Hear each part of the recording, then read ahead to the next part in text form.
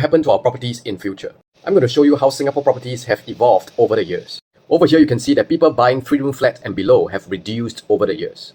The number of people buying 4-room HDB flats has increased over the years. It has remained stable and very popular. The number of people buying 5-room flats and larger units like EA, EM, Jumbo has shown signs of decrement. While the number of people buying landed properties has remained pretty stable, the number of people buying condos and ECs have increased over the years. This either means that people are getting more and more affluent in Singapore, or more and more people have desires to stay in condos than HDB flats. You can see that the median age of buyers buying private properties has reduced over the years. Majority of the private home buyers are between age 26 to 45. More and more younger buyers are entering into the private properties.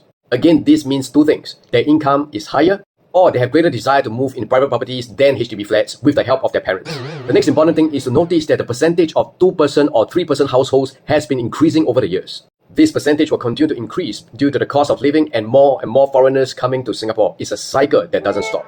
So what do these statistics mean to us? Presently, 3-bedder is the most common unit in a condo.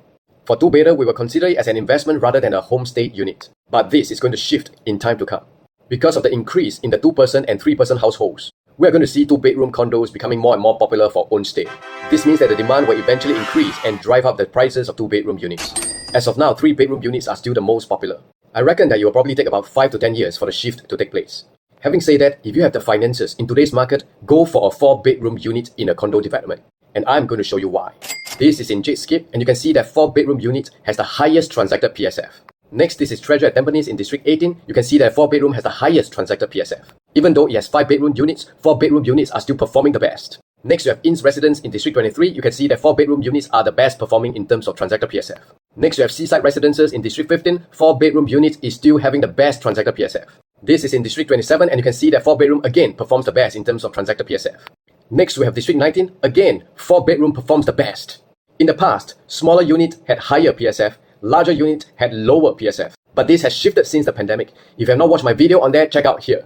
So now, 4-bedroom unit is the one having higher PSF than rest of the bedrooms. It even supersedes 5-room unit because the demand for 5-room unit in a condo is not very common. The reason why 4-bedroom unit is selling at high PSF is because there is still demand for 4-bedroom. At the same time, the supply for 4-bedroom unit in a particular development is usually low. So when you have some demand, yet you have a low supply, it will cause the prices to go up, it will cause the PSF to rise up.